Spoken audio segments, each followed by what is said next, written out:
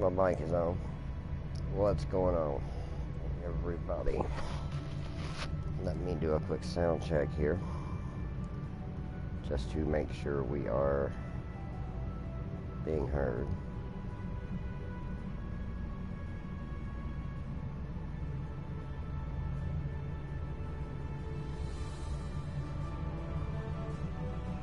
Give me just a second here. I'm trying to check the audio. Make sure you can hear me. Second here. I'm trying to check the audio. Yep. Okay, we're good. All right. So, hey everybody. It's been a long time since I did a video just of me actually attempting to talk a little bit. This is Star Trek Online. Basically, just to give you an idea of where we are, because I didn't get the idea to start recording until after I finished the first opening tutorial missions, which were just that, tutorials. Honestly, you didn't miss anything I can explain better than having you go through a boring tutorial anyway. In fact, yeah. Anyway, so you haven't missed much except for just the tutorial missions, and I think I actually I recorded myself in Starbase, Earth Space Dock, that's what it's called, Earth Space Dock. So I have just started the actual first mission, and then I was like, oh shoot, I forgot to start recording. So basically right now we haven't done much. We're just exploring some nebula and some asteroids. Although that does look bad right there. That's a red ship. Not sure who that is or why they're there. Oh no, it's an asteroid. Okay. And ship. Anyway, so we're just scanning right now. There's a few small deposits of iron and magnesium, nothing particularly special. Alright, so we're going to move on to the next one. So basically, you make your ship move by pressing up and down on the command cross. Let's start with that. The little display on the bottom, the thing on the bottom left, that's basically think of it as the throttle in your car. It's the throttle of your ship. You can go you can go reverse, which I'm doing now by pressing down. You can go neutral, and then you can go forward 5 different speeds. This is 3, this is 4, and then there's impulse power, which is like an extra boost of speed. The problem with impulse power is if you're not careful, you'll go past your target. Here's our second one. Some zinc, copper, cobalt, plus traces of tungsten and mercury. A bit uncommon, but no clues. Moving on. Anyway, it's basically right now what we're doing is we're just scanning. Like I said, you don't want to go full impulse when you're really close to the target that you're after in this game, because you'll fly right past it. And then you got to do a circle, and that's kind of a pain in the butt. Learning to fly a starship smoothly, well, it's a bit of a challenge. Large amounts of nickel, titanium, uranium, lots of silicon. Here's something interesting, sir. The asteroid's been evacuated along one side, excavated along one side. Looks like someone used a primitive mechanical probe to crack part of the asteroid and remove some of it. Low-grade warp signatures, nothing sophisticated. Someone's been here, but probably not with the kind of technology that could explain the stellar problems. Alright. Let's get closer to the gas giant and to its moons and see if we can find any other clues. Alright, so there's only one more target left to go to. The upper right is your map. The green arrow is where we're going. The white arrow is where we are. Now, please keep in mind, the white arrow, the actual arrow in the middle is your ship, and the arrow on the outside is not your ship, it's your camera. So, I tend to like to be, kind of behind my ship. You can position this camera anywhere. You can even go under the ship and watch it from below. But anyway, I kind of prefer to be a little more behind my ship. That way I can drive it better. But whatever works for you is good. You just gotta, like I said, learning to drive a starship in this game's a little tough at first. But once we do it a little bit, it's not so bad. Not sure which planet we're going to. I think we're supposed to be trying to go. That might be a moon. That may not actually be. Yeah, it's a moon. That's what we're going to. Supposed to be scanning the moon. There we go.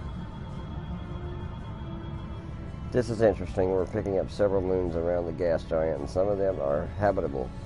Lieutenant Commander, I'm picking up comm traffic. One of these moons is inhabited. Oh, there's people. Okay. Why didn't we pick this up outside the system? There are thousands of background signals in space, so many from civilizations we haven't encountered yet.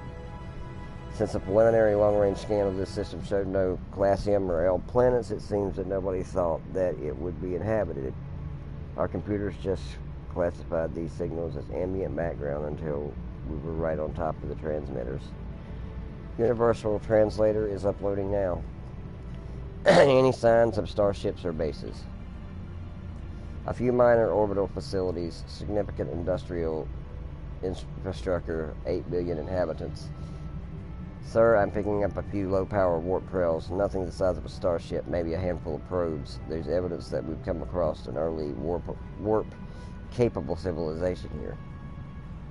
Let's conduct a few more scans. If this is a warp-capable society, when we make first contact, we don't want to seem hostile. Greetings, unknown vessel. This is Administrator Kumar K. Please provide identification. This is Lieutenant Commander Sorer of the USS Chattanooga. I represent the United Federation of Planets. Welcome to Lukari. Visitors here are rare, but we're always gratified by the chance to meet and exchange information with travelers. I regret that you have arrived at a difficult time. You may have noticed that our home star has become unstable. I'm leading a project to try to reignite the star. Unfortunately, we've already suffered severe disruptions, and we have a lot of problems to tackle right now. Okay, let's see. You've had visitors of other species.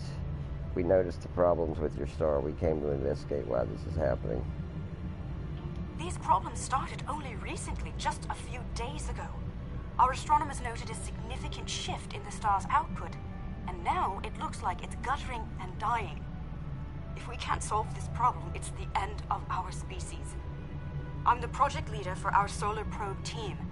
We're going to try to restart fusion with a quantum chromodynamic accretion burst, but honestly, this is a colossal problem. And it may be beyond us. My ship is part of a larger fleet. We have advanced technology and we may be able to assist you. We have a solar probe ready that contains the booster module that needs to be fired into the star. It's capable of warp 2. There's a problem though. The probe's remote navigation systems don't work. All of the interference from the solar flaring and guttering is blocking the signal. Could your ship get a trajectory plot so that we could set a pre-programmed course? We'll look into it. We can use our astrometric computer to build a plot.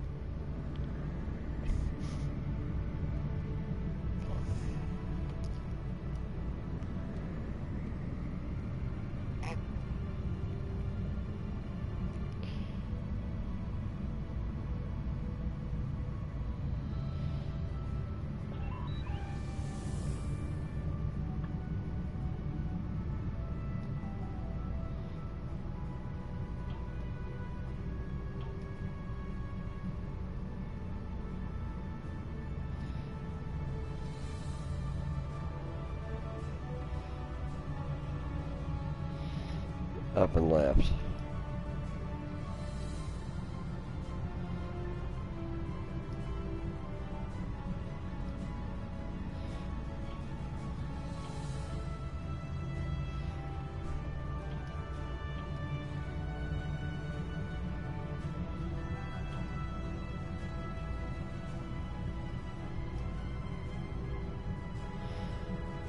First is good.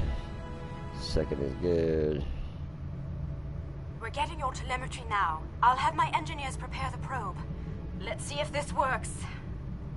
Nothing to worry about, just the future of my planet. We'll hold position for you to launch the probe. The probe's made it out of the...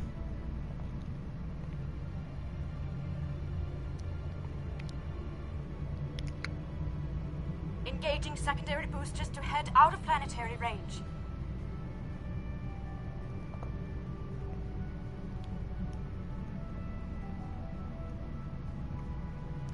Looks good. It's gone to warp. The probe is arriving at the solar corona. Deploying chromodynamic booster. No effect. It didn't work. Repeat. Well, it didn't work. That was our one shot. Thank you for trying to help. I'm not sure what to try next. Maybe we can evacuate a few people. I'm not going to give up. But the situation is grim. If your people can offer any other help, we would welcome it. But I just don't see a way to relocate 8 billion people in the next few hours. We are not necessarily out of solutions. We might still be able to find a way to reignite the star. Sir, an unknown vessel is entering the system small, but can't get a reading through its hull. Getting very strange readings from this ship. Can't read the interior at all. My name is Cal Dano. Looks like I've arrived at the perfect time. I'm here to help with the problem with this star. I'm a scientist, and I have some specialized knowledge that can help.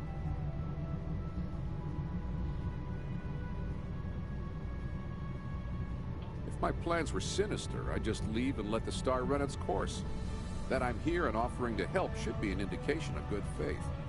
If you think this is some kind of a trick, well, there's not much I can tell you there, but if you want to meet and talk about this, I'm willing to do so. With apologies for the interruption, this is my home star. My people are the ones at risk here. If you have some way to reverse this process, my people should be involved. Agreed. Since no other solutions have presented themselves, we should at least hear him out. All right. I should have just went ahead and accepted it. But it will take me a little while to get a shuttle out there.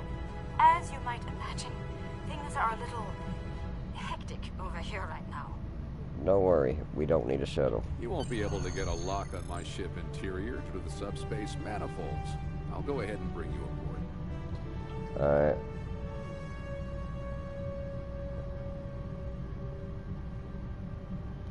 Oh, why do I have no weapons? I do have weapons on me. Why didn't you show me everything? That was weird. Okay, whatever.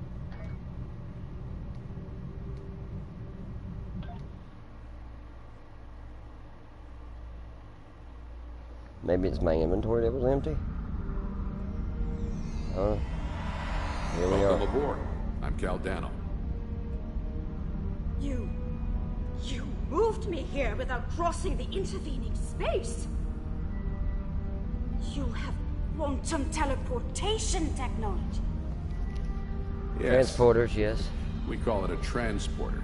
It has a limited range, but it's useful for going from surface to ship.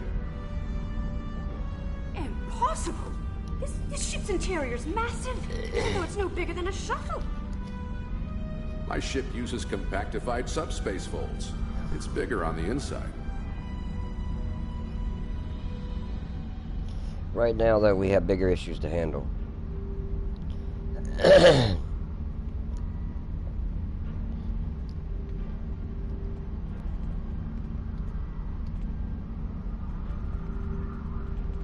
She has to go over here and talk to you, so. This is all quite overwhelming. This Cal Dano person is another stranger from somewhere else. And you're here to help with our dying star? Yes, we came to investigate the star, and now we're involved. Oh. Yes, I suppose I can see how a star suddenly dying might attract someone's attention. Normally, my people are explorers, and we would open diplomatic relations to engage in first contact. But this isn't a normal situation. It's an odd coincidence. We'd probably never have met if it weren't for the trouble with the star. My people have never really had any desire to go exploring out there. We've sent a few probes and met a couple of neighbors, but we're happy at home. We have what we need, so why risk it? I guess this crisis answers that question. The galaxy is bigger than us. And to survive, we need to look past just our homeworld. The United Federation of Planets makes exploration and peaceful contact with new species one of its primary missions. It sounds like you have a lot of experience in meeting other kinds of people. Maybe if we survive this, we can take the chance and learn more about each other. To talk about what we might have in common and what we have to offer. I'm sure that my people will want to open relations. Your experience here will make you a natural choice to participate in those discussions. What can I do to help? My home is at risk. I want to do something. To be involved in solving this problem. Stay with me. You can see how we study and solve these problems. Stay with Caldano. This is his ship, so he can probably explain best. Wait here. It'll be safer and less risky. This is going to be a delicate process. Just stay with me. Alright, homie. How we going to fix this? Don't be alarmed. This vessel is from the 31st century. It has some technology you may not recognize yet. I can assure you, though, that I'm here to help. That explains why I wasn't able to scan through your ship's hull. Or how you are able to have technology that can repair a dying star. Correct. I'm associated with the temporal division of... Well, let's just say that I'm an ally from the future. And I'm here to save the Lukari star. So this involves changing the time stream. I've had about enough of that recently. No. I'm trying to prevent changes. Someone's tampered with this star. It's not supposed to die out here. The Lukari don't disappear today. At least not if we have any say in it. I have some technology that can help, but we'll need to rework it in order to repair the star's fusion processes. What I need you to do is help me align this matrix to match the star's original spectrum. Alright, so we're going to use the consoles to set the matrix to the correct combination of colors.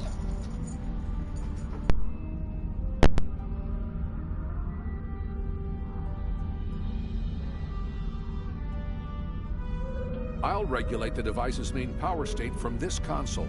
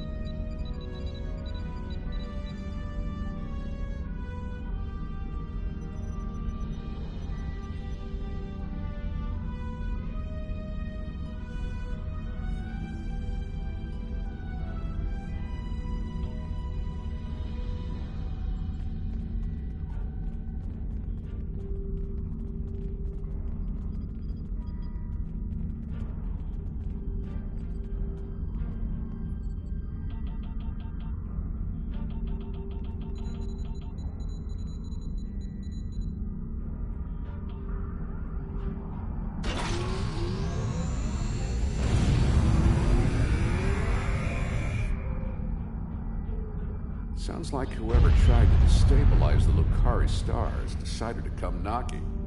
Let's see who... They're packing a real wallop! Shields just went down! We have incoming!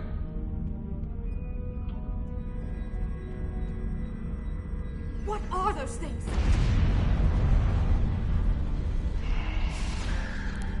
Tholians! Keep them away! I need to finish these computations!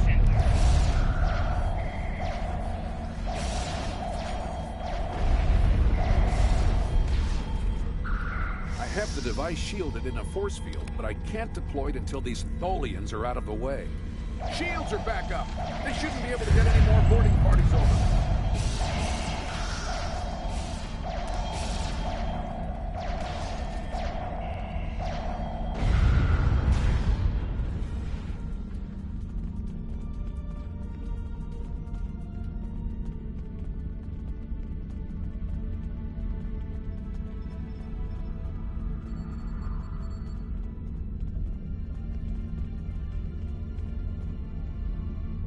We've got a breather. Now I just have to charge the device and prepare it for use. In just a few minutes, it'll propagate a quantum wave shift that should correct the star's stalled fusion process. You should head back to your ship, and I'll send the administrator back home.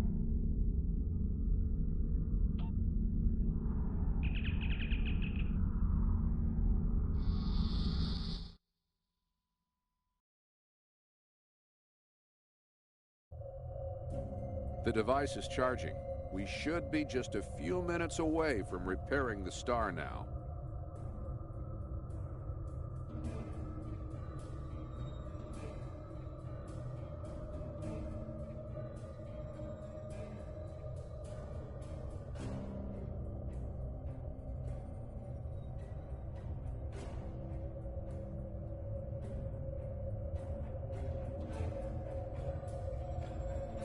Give us the talks, mutant.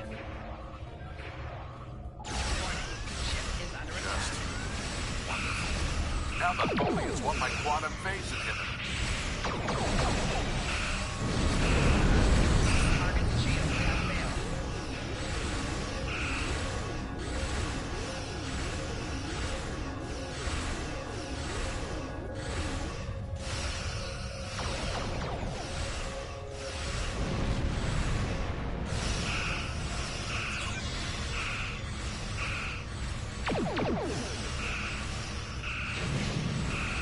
You will surrender the talks, mutant, or you will be destroyed. Obviously, we can't let them have it. We just need a little more time to rejuvenate the star.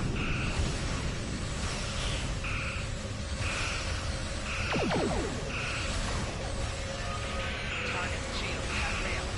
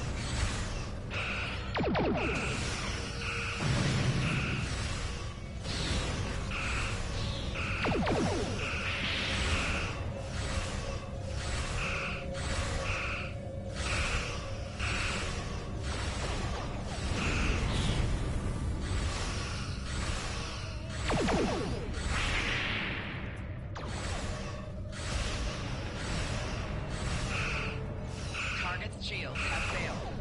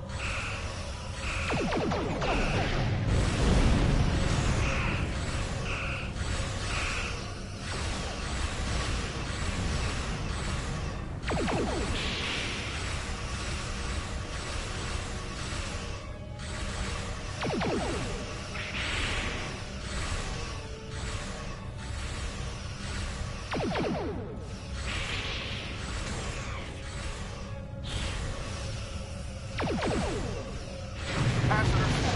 Firing in 3 seconds. Activating the rejuvenator.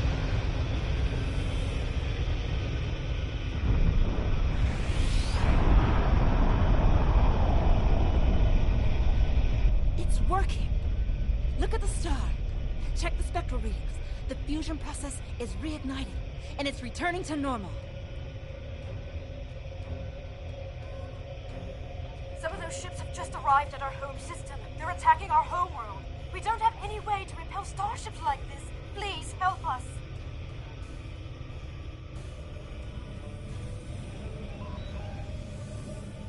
Please, you have to stop them. We don't have any warships or space weapons.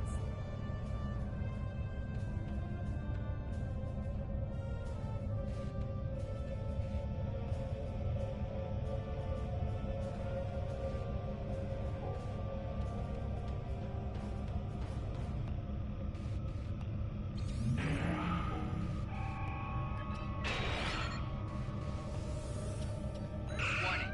Ship is under attack.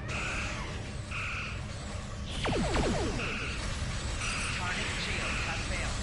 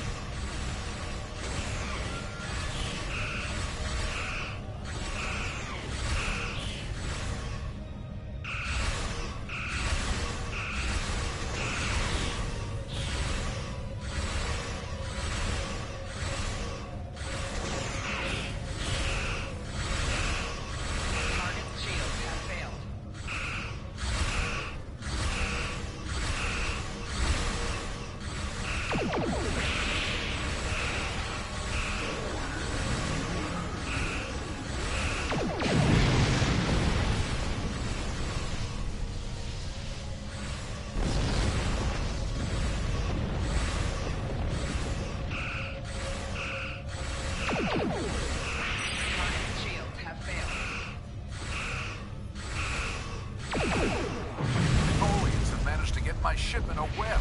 I need your help.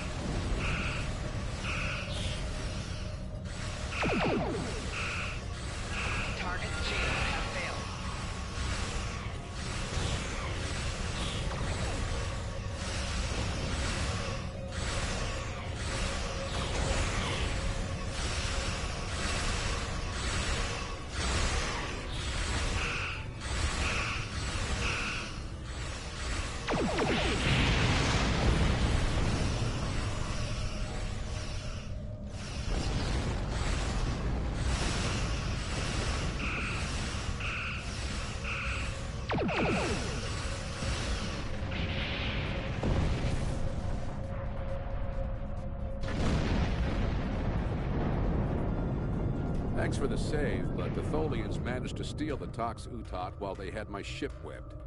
That must have been their plan all along. My data suggests that the Tholians used a trilithium warhead to destabilize the star. But the amount of resources needed to build such a weapon makes it inefficient, to say the least. I suspect that somehow they knew that I'd come here to save this star, and that I would bring the Tox Utot. Fortunately, the Lukari star is safe. However, nobody else will be as long as the Tholians have that device. They could use it to snuff out or destabilize stars anywhere they want.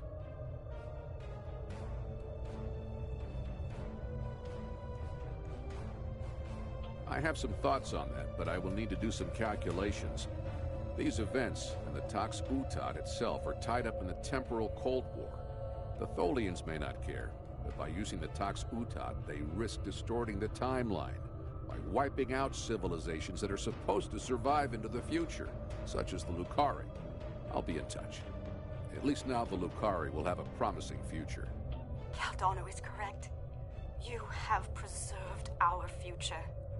My people will be forever grateful, not to mention my personal gratitude, of course. I think we have a bright future ahead of us, if you'll forgive my play on words. I am eager to see where it leads. Thank you once again. I wish I could ask you about your science, your trade, your society. But I suppose there will be time for all of that now that our crisis has been averted. Won't there?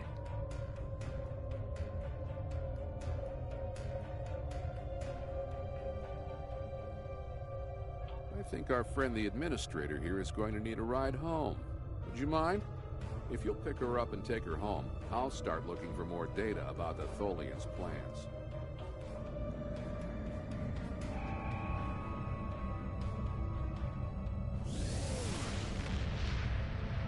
I have collected an amazing amount of information about what happened to this star.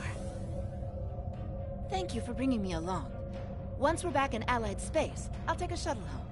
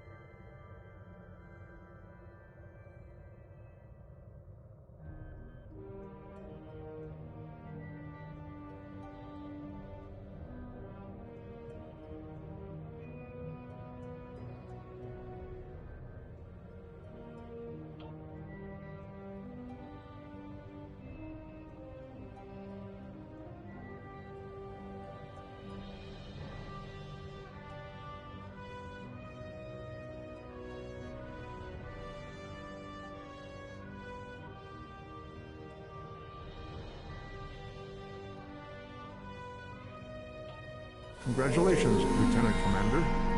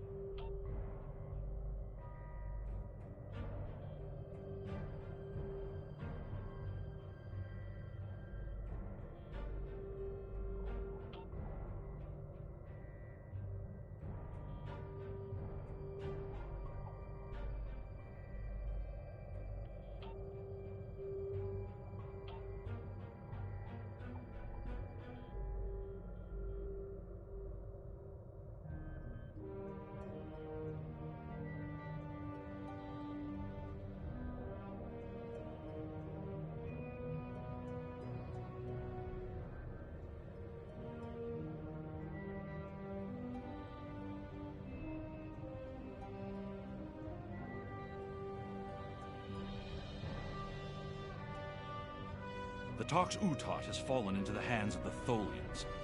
Our intelligence indicates increased Tholian activity in the Nakul system. Caldano believes they are trying to interfere with the Nakul in the present because of actions they will take in the future. Caldano has asked you to rendezvous with him in the Nakul system.